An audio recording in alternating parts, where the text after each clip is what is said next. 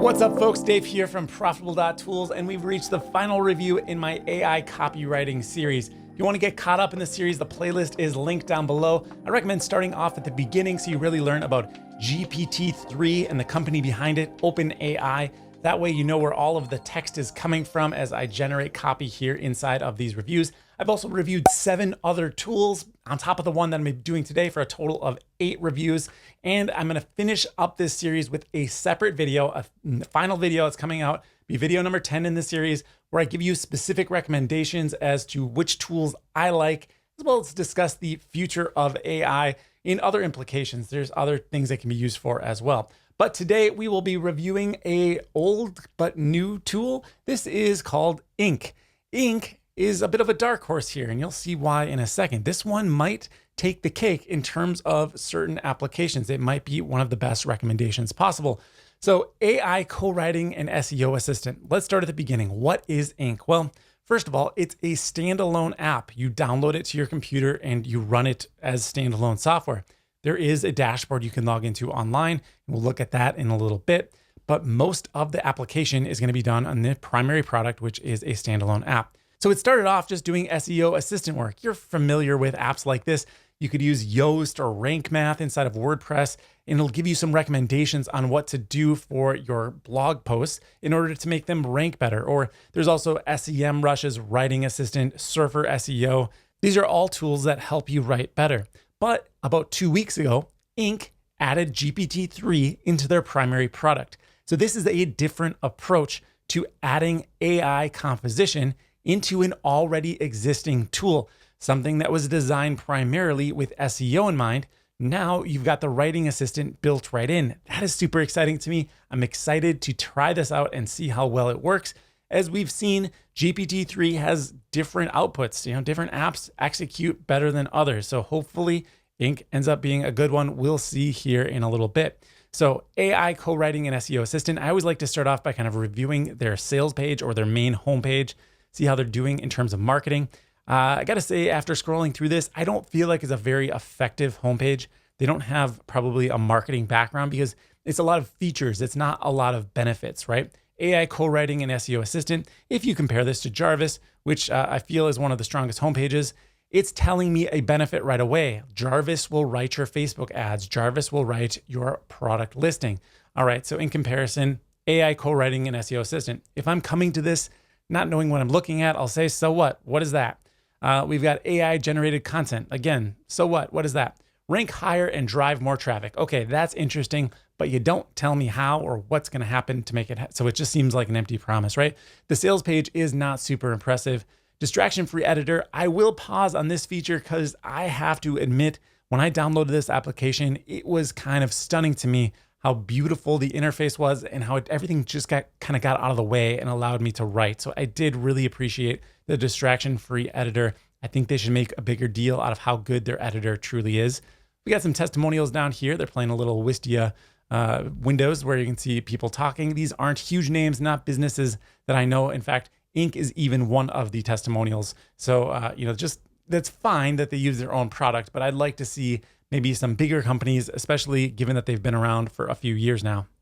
They do have a live Q&A every day. I've never actually attended one of those, but that is cool to see. I think getting involved with your community is really important. I checked out their community Facebook page, and it looks like it's a brand new community. Almost nobody has joined so far compared to the other tools that I had reviewed. Almost all of them had 2,000 to 3,000 members. A few had 5,000 or 6,000, and then Jarvis had like 30,000 or just like a lot of members. So they're definitely ahead in terms of just getting people's Facebook attention anyway. All right, let's see. So this section must be their ideal customers. Founders, experts, and copywriters are the people who should be using Ink, although they don't actually specify that with any sort of headline. So again, kind of a weak homepage here in my opinion. Get started for free, create an account, download Ink, and use Ink to overcome writer's block. And then a big call to action here. And if I click it, I actually can get logged in. All right, and so I am logged into my Ink account here, and we can start to generate some content. So a little bit different than the other applications. I mentioned that there is a downloadable application. I can click here and I can download it for Windows, Mac, and Linux. So it's available on all of the major platforms. There's also a WordPress plugin. This is really cool. So when you're done writing in your standalone application, you can use a plugin to sync that up to WordPress. It will keep all of your formatting, all of your images and everything in line. We haven't seen anything like that from any of the other tools, so I find that very, very exciting.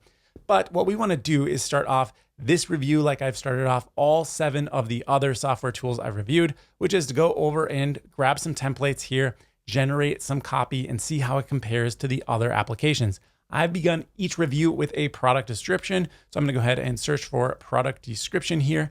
And it says e-commerce product description. And I've got product name and brief concept. I will fill that out. So my product name here is the Profitable Tools Insiders. And the brief concept that I wrote is learn to start or grow an online business with in-depth tutorials for top business software tools.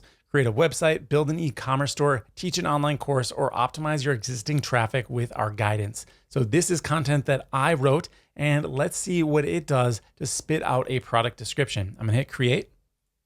All right, let's read through some of these results, and then we'll look at the overall interface here, and I'll give you some of my feedback. So the first result says, how do you create the perfect website for your business? Without a budget, with a blank screen, with no idea where to begin? We'll teach you the ins and outs of tools like WordPress, Shopify, Adobe Creative Cloud, and more. Plus, we'll show you how to build your business from scratch or even grow your existing business. All right, pretty good copy. This certainly isn't the worst that we've seen. Let's see what else there is. The next one says, when someone comes to our service, they're looking for a complete package that includes business tools, not just a chat window or advertisement. Our members buy and sell professionally designed tools from local vendors. That one is a little bit of a miss. That doesn't really connect with the inputs that I gave it. Let's look at the last one. It says, understanding business tools is complicated. That's why the Pro Tools Insider membership takes it one step at a time. So you start small, get better every day, and grow quickly into a pro. By giving you the chance to try before you buy, we're empowering you to become an online entrepreneur. We're here for every question, every time, so you'll always finish off on top. All right, that one's not terrible, but a few things stand out to me. Pro Tools Insider. So Pro Tools is a very popular music application. It's very similar, I guess, Profitable Tools. They may have thought, that this was some kind of a typo or something. That's just a weird kind of GPT-3 anomaly here. So I'm not going to get hung up on that. But overall, I think it's a fairly decent output. Not my favorite, but it's definitely not terrible. I can work with that. If I had writer's block and I just wanted to get going on this project, that would get me through it. Okay, let's talk about the UI here. What's the user experience like? Well, first of all, I have a bit of an issue with this sidebar. You might know what it is. I can't read the templates. I can only see parts of speech, and then all of the rest of the descriptions are not visible. I can't even scroll over or anything. My screen is obviously big enough. There's lots of white space on either side, so it's not that. There's just no way to tell what they're trying to do here until I actually click on it. And then, of course, it'll tell me up here, this is a pronoun checker. So that is very irritating. You do have a good search bar, so I'd like to see that, but simply make this fit inside of the box. That should be definitely a primary feature. The next issue that I see is that it doesn't save the outputs anywhere. That's something that every tool has done. When I generated some outputs, even if I navigate and click away on a different template, I can find those outputs. They're always saved in some sort of history file. I don't see where that might be in this application. So if it exists, I just haven't stumbled on it yet, and I've tried to click on everything.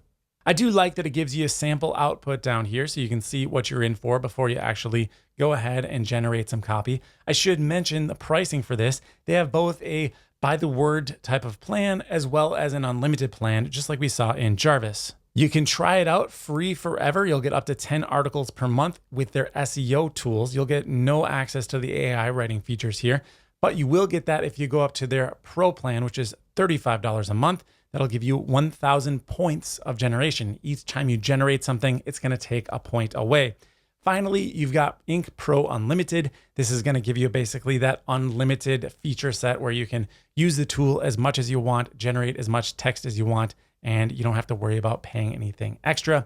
They also have 3 users here for that $99. So overall, a pretty good deal, especially if you're considering this for a team of 3, well, you get unlimited at that price point. So that's really nice. You'll be able to collaborate with your teammates and use that desktop app. All right, let's head back to their web tools. I do find it a little bit strange that these tools are not included in the desktop app. I don't know if they have plans to merge everything together. I think that would be the ideal final scenario, but let's go ahead and just try out the AIDA sales model here. Let's go ahead and fill this out like I've done in all of the other tools. So here we've run into a bit of a snag. This has a 200 character limit. None of the other tools have had a problem with me pasting in my product description here, but this one does. So I'm gonna have to shorten this up a little bit.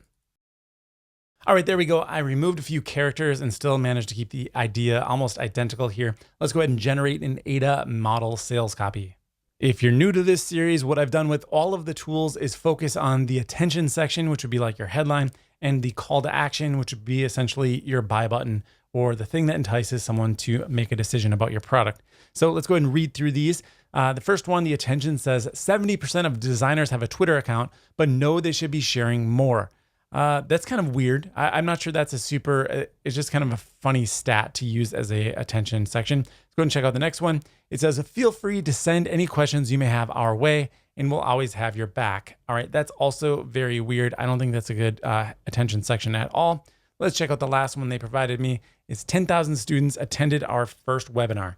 Actually, not bad. That's actually fairly interesting, right? That's one of the better, I don't think it's kind of a fluke, honestly, but that's one of the better attention getting headlines I've seen because it's their first webinar and they got 10,000 people to show up.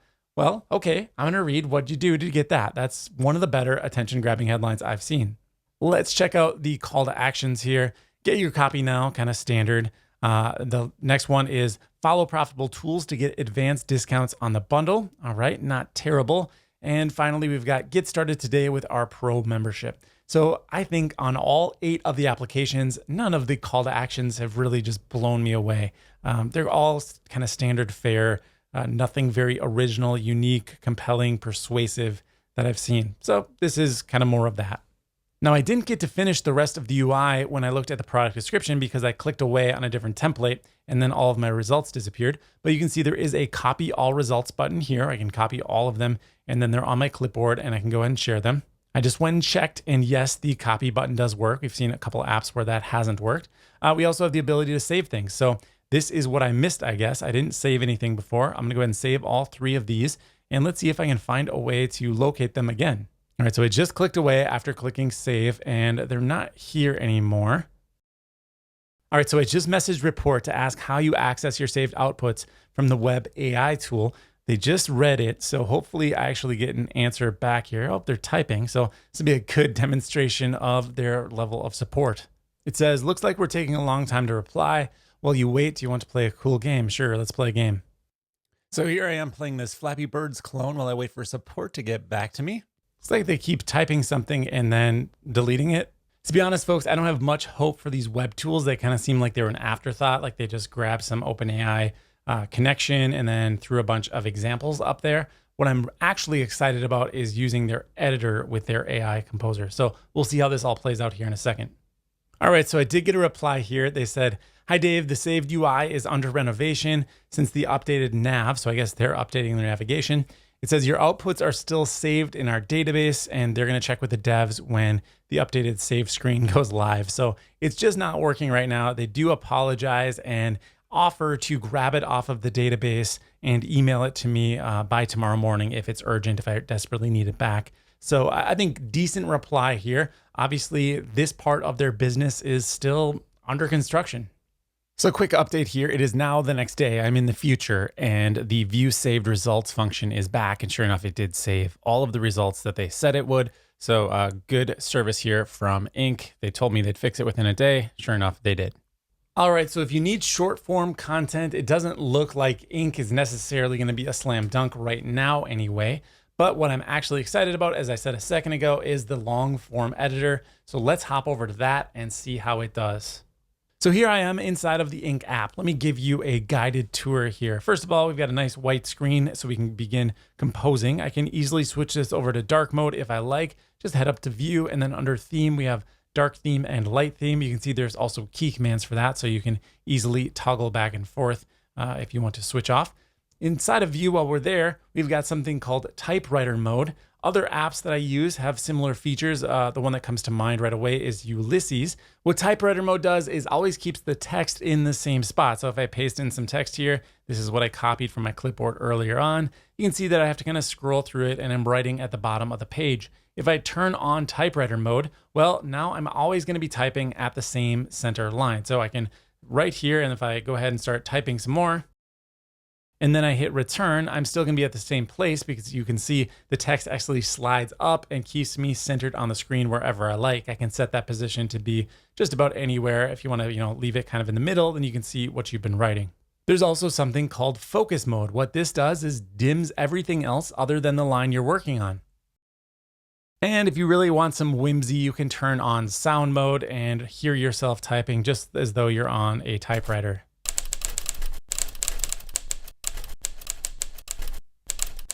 For me, I'm gonna leave all three of these off for this video because I think most people will probably want them off, but one of these features might appeal to you and it could be a reason you wanna just start writing in ink. Remember, the free version will get you 10 articles a month.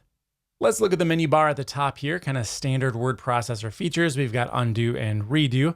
These are headings 2, 3, and 4. You might be wondering, well, what about a heading 1? That is right here. This is where you put the title of your article. We can have quotes, bulleted lists, numbered lists, links, and very important, you can actually insert images right into ink and then sync it up to WordPress. That is super exciting. Of course, you got your standard bold, italic, and underline features, and then your alignment options for your text.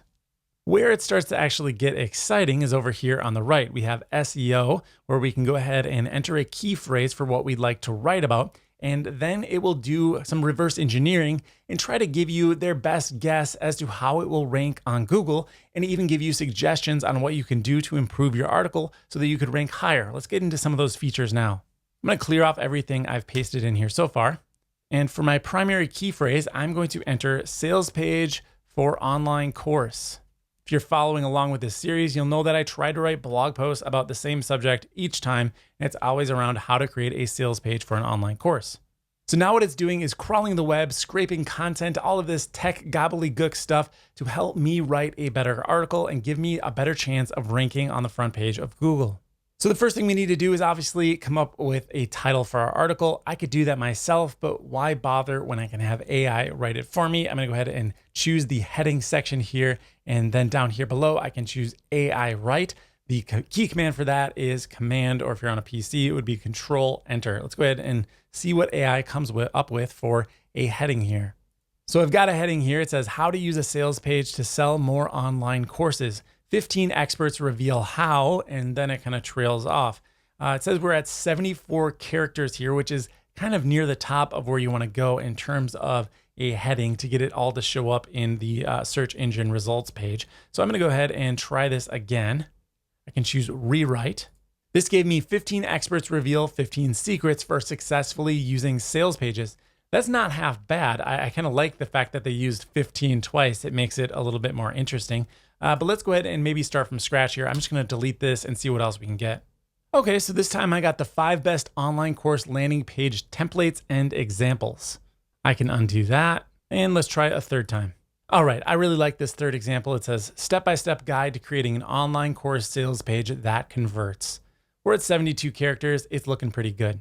One thing that I don't like about this heading is that it's not capitalized correctly, or not how I like to see headlines capitalized, but there's a button for that. I can click right here and it will go ahead and apply AP style title case to the headings. So that looks a lot better to my eyes. I really like how that looks. I think it's a pretty good heading. So the next thing we need to do is come up with an outline for our blog post. Now there is an outline section over here where I can click on it and just kind of add my own notes. It's not really going to affect the actual article. It's just a place where you can keep notes about the article and where you want to go with it. What I actually want to do is go over, still in the SEO section, over to relevant topics. When I click on this, it's going to find all of the relevant topics for top ranking pages for my keyword. That'll give me some ideas on what I want to include inside of my outline. Let's start with this one right here that says, what is an online course sales page? This is the website, by the way, it's coming from, The Anatomy of a Course Sales Page. I can copy this or open it up inside of a browser. You can see that it's from ConvertKit. This is the actual article. It's an excellent piece on how to create a sales page for your online courses. I've actually read this before. It's a really nicely done article. Really good example of something we'd like to emulate, but obviously we can't just plagiarize it. That wouldn't work. So what I want to do is make sure that I cover everything in this top ranking article, as well as anything in other top ranking articles, so I have the most complete article possible. Let's go ahead and find some subjects for our outline. So my options here are to find sections that I like, and then I can click on the text from the article. This is their actual text, and it'll paste it into the article. Now I can't use this because you can see it says source ConvertKit. This is literally copying and pasting off of the web for me. That's not what we're going to do. That's not the point of this tool. But what I want to do is actually not start with this. I just want to start off with the outline. So I'm going to go through, I'm going to find the different areas of relevance that I haven't covered yet, which is everything, and I'll make that outline. Unfortunately, there's no way to copy the actual heading, which is what I want to do for my outline. So I'll just type those by hand. All right, I'm finding this very useful because I can scroll through and I can see all of the headings on the top performing pages for this keyword. There's a page here from Thrive Architect where they're kind of tearing down different sales pages, and there's some interesting headings. The type of stuff I'm coming away with is I need to know who my audience is. I see that over and over again. So I'm going to put that as my next bullet point here. The next thing I wrote is, what will your course help them achieve? I did that because I scrolled through and I saw that over and over again on the top performing pages. They all ask, what are the goals of the course? What is it going to do for your audience? How will it benefit them? So I'm going to use that as one of my bullet points. All right, so I just went through and I found 6 themes that I see over and over again on the top performing pages. I could have used AI to do this. In some of the other tools, they'll actually write the outlines for you, but I actually found this to be a little bit easier because I'm not just hoping and praying that I'll get a good result. I can see what other people are actually writing about and I can work off of that. All right, so first I'm going to take this one and I'm going to change it into an H2. So it's actually a heading. Then I can also rewrite it so it's not exactly the same as I saw on other websites. I'll select it. I'll go down to the AI composition tool here. And now I can just have it rewrite that heading. All right, so I got, what do online course sales pages look like? That's fine. Let me go ahead and do the same thing with the rest of the headlines. I'll change this to an H2 and go under AI. This time, let's try to simplify this headline and see what that does. Audience for course. All right, that's probably a little too simple. Let's undo that. Your course target audience, who is it? All right, I don't really care for the clarity there, but I guess it's different. Let's move with it for this video. All right, let's try the expander on this. What story can you tell? Expand. What story can you tell about yourself? Let's try again. Of course, I can just write something here. I don't have to expand or have it rewrite for me. I'll just have it continue the headline. What story can you tell about your course? Let's rewrite this last one that says, what bonuses can you include? And I got bonuses you can include. So basically it rephrased it from a question to a statement. I'm okay with that. We've got too many questions here as it is. All right, let's jump back to our first subheading here and have it write some content for me.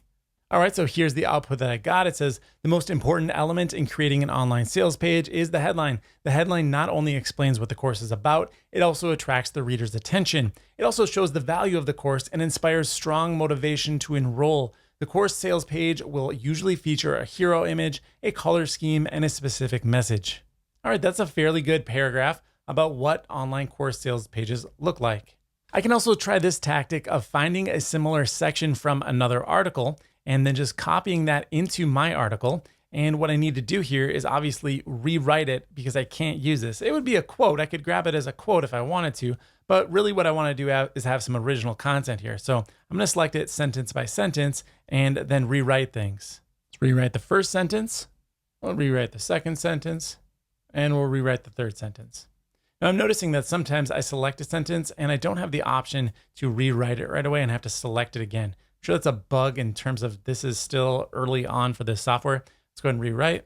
All right, so let's compare what it rewrote here, just the first 3 sentences, to the original section. So this question is all about understanding your audience was the rewrite. The original sentences, this question is all about knowing your audience. That's too similar, right? Because it only changed one word. I definitely have to rephrase that. The next line says, who are the people you are trying to reach? And this line says, who is the target market? All right, similar, it works, but I'm not really feeling very good about putting out an article that is almost exactly the same flow as another company's blog post. The last one says, you should have a niche audience in mind that will be interested in your online course.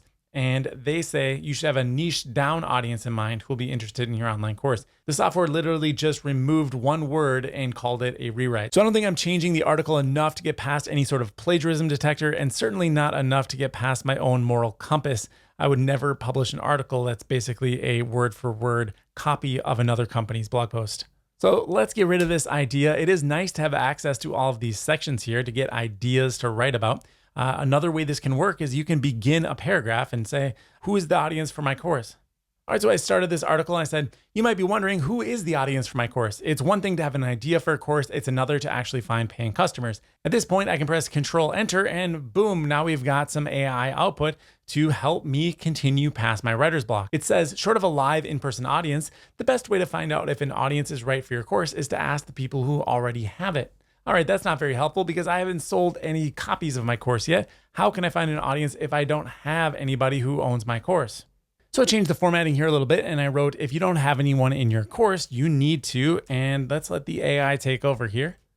Consider writing a blog. The people who have already bought your course may be able to tell if your audience is right for the course. All right, that wasn't very good output. Let's see if we can redo that. Now it is telling me that it needs some human writing here. This is a GPT-3 compliance issue. They don't want robots writing the entire article. So you need to have a little bit of human interaction. I find that it's very, very minimal for this application. I can simply just remove what I just wrote and then paste it back in. And now I'm good to go.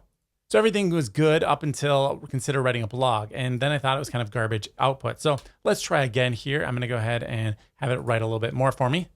All right, so here it says your course sales page will naturally feature the content you have already given away free in some form or another. So it's important to run a test.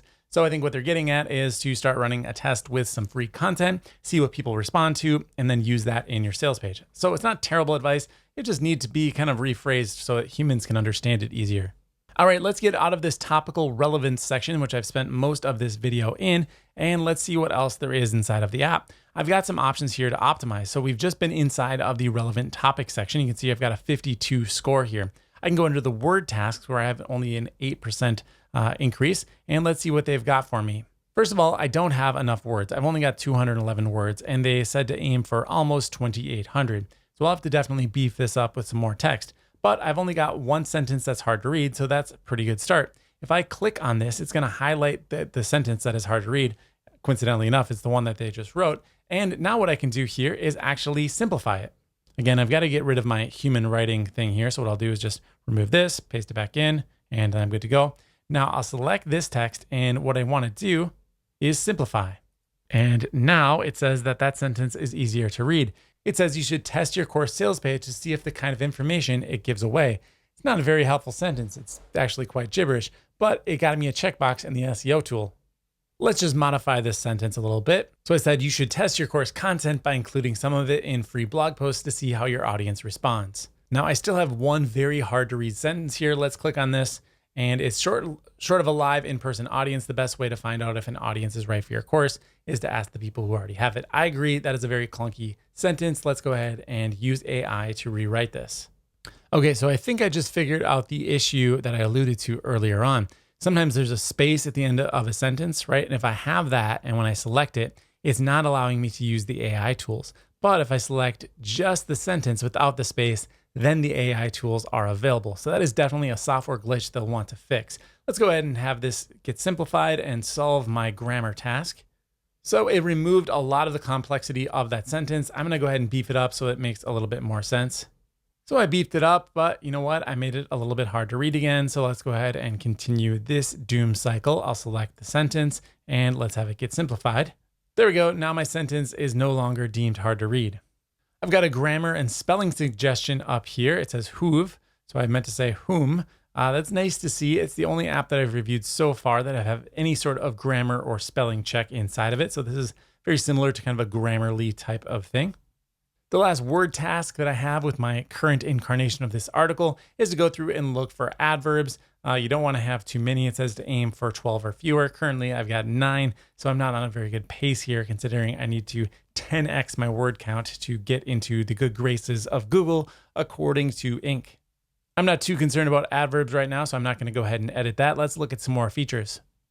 I've got 4 document tasks. If I click on this, I can see that I should consider using the exact key phrase in a subheading, consider adding an image to the content, add a meta title, and add a meta description.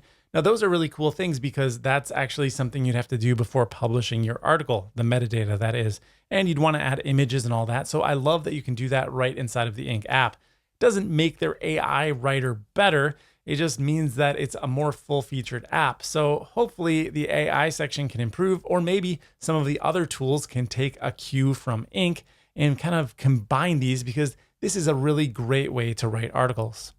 Under headline tasks, it's telling me that I've got a B+ for emotional intelligence for my headline. I want to aim for an A to boost clicks. My readability grade is 8.78, and based on the competition, we should aim for a grade 7.49. So I'm a little bit above the average level here. I need to have fewer words in my headline. I've got 11 right now, and I want to aim for 7 or less. 72 characters, it's a little bit high again. We want to aim for 65. And it's giving it a neutral sentiment here. So it's trying to analyze what I'm trying to communicate with the headline. It says it's a very neutral headline. And I can go ahead and change that if I want to have a positive or a negative sentiment, which will actually improve the click-through rate. So that's kind of funny. I guess good news and bad news sells, but just being neutral doesn't work out too well. All right, so it just took a couple minutes here and I tried to write a better headline on my own so that I could complete some of these headline tasks. So far, I've only got a B+ for emotional intelligence, but I was able to remove the sentiment. So I've got, I assume here, a positive sentiment because it says get rich with a clickable sales page. That's what I came up with. So that's what I'm going with for now. Oh yeah, you can see right down here, these are the completed tasks. I've got a positive sentiment now. All right, so I'm just gonna go ahead and have AI generate a bunch of content for the rest of the headings inside of the article, and let's see how things end up. All right, so I went ahead and beefed up this section a little bit. I had AI do most of the writing, but when necessary, I did add a few sentences in here or there. It's currently gonna take me about 3 minutes to read this article, and it's got 505 words in it. So I still have quite a bit to do if I wanted this article to actually compete for these keywords.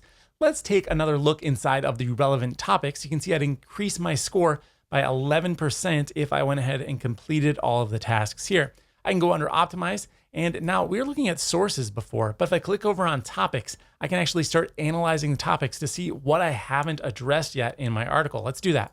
So what this is doing is showing me all of the terms that my competitors are using that are ranking highly and how many times I should use them if I wanted to compete. So 20 high-performing competitors use this term. I'm not using it at all. I should add it 8 more times to get inside of the ballpark.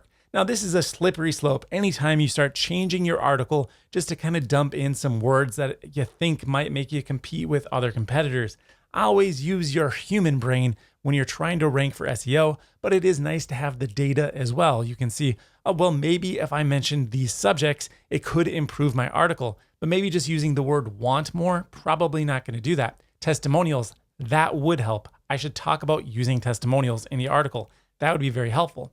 Marketing, I could talk more about how you can market your course, getting people to the sales page. That would be very beneficial. Long, that's an important word. Often sales pages are very long, but they don't always need to be. How do you know when your sales page should be long and when it should be short? That's something I should write about. All right, so hopefully you're getting the idea here that this section can actually be super helpful, but you want to use your brain. You want to look for actual things like market, testimonial, example, business. Those things I actually should talk about, but whether I include the word best or want or great in the article probably isn't going to seal the deal for me. All right, let's go ahead and check this content for plagiarism. I'm going to go ahead and select everything in the article here, and then we'll head over to Copyscape and check it out.